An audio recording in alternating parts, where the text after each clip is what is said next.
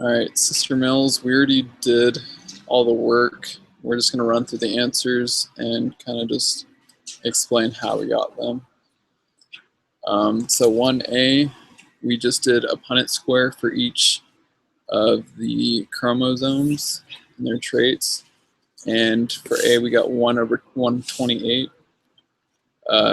For B, we did the same thing. We just did a bunch of Punnett squares, or I did the FOIL method, but we got 1 over 26.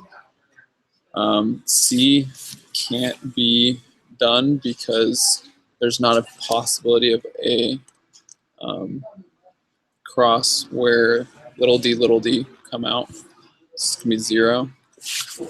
1D is going to be 1 over 32. We had a question on number 2, E, because it's not actually in the reading, but we got amorphic and hypomorphic, and then we also thought that amorphic / null allele would work. Every other one we got the same answers for, straight out of the book.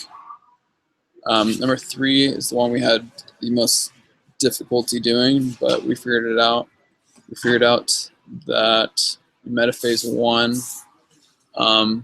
you're only creating 2 cells, so they're going to be reflective of the parent cell. If you want to explain B.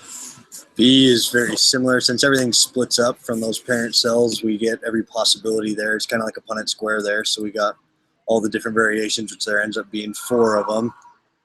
For C, again, since we just have the 2 different cells, we have 6 different sister chromatids there per cell, so it ends up being 12 total by the end of that. For D, we found that there would be 3 different chromosomes because each of the sister chromatids would break apart. And you end up with 4 cells by the end of metaphase 2. For number 4, we ended up with the first one we decided was 32 different chromosomes per horse cell at the end of meiosis 1.